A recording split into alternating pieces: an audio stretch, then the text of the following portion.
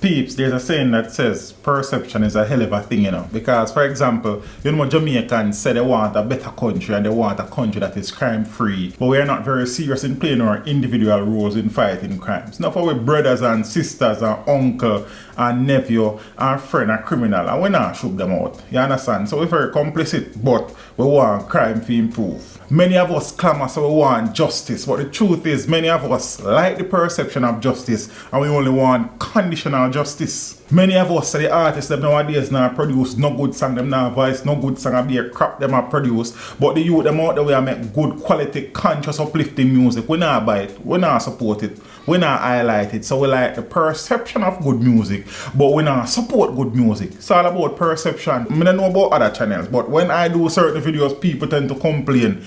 Yeah, I highlight only the negative thing. Me them talk about, teach them, make sure the message reach them, So we only highlight negativity and do videos where only show the bad side of Jamaica, again, teach them, the perception.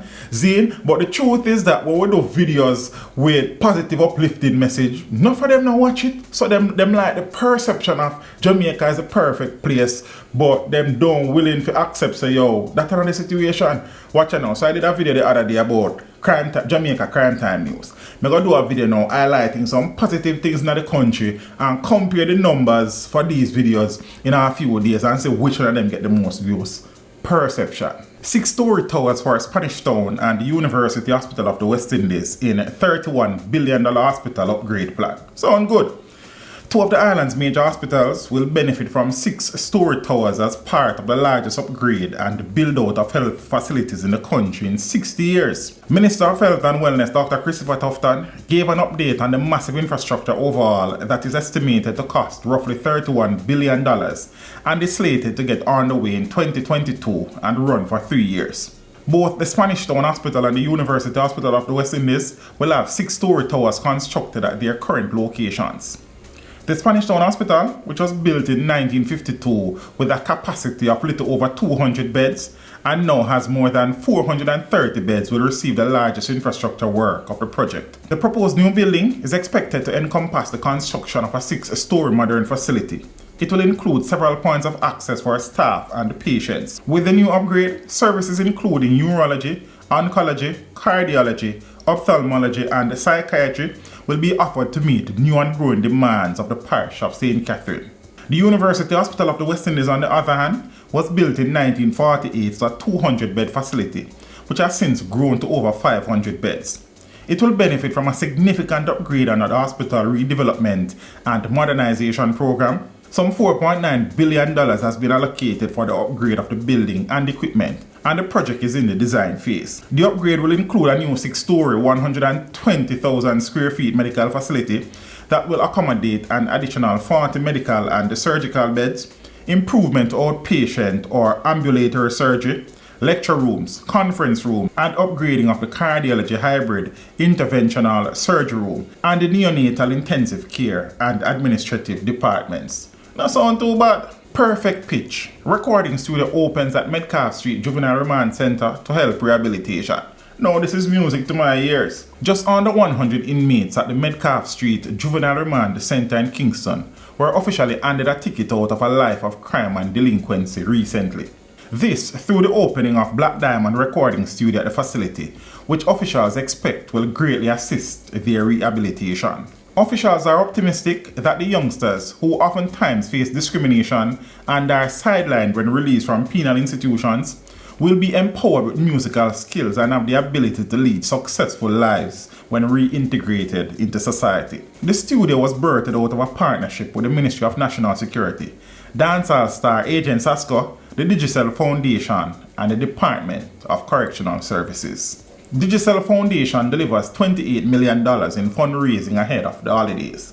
Digicel Foundation has delivered on its promise to fund grants in each parish with $28 million in funding through the Build Jamaica Grant Program.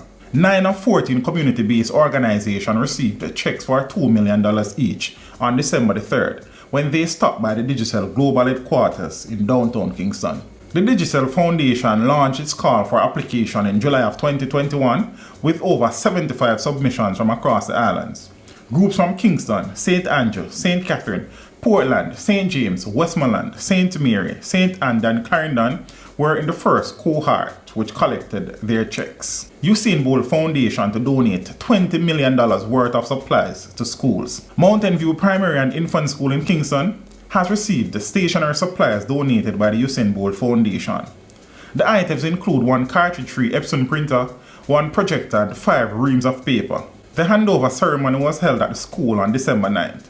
The foundation also intends to donate 100 printers, 20 projectors, and 500 reams of papers to primary schools across the island. The total value is just over $20 million. Now, chairperson for the Usain Bolt Foundation, Winsome Wilkins, said the foundation continues to support early childhood institutions, improve playground facilities, and assist sports development and at-risk youth programs. In April of this year, the foundation provided 150 laptops valued at over $5 million for teachers in 150 early childhood institutions. Great works! Hundreds hired to deal with garbage this Christmas.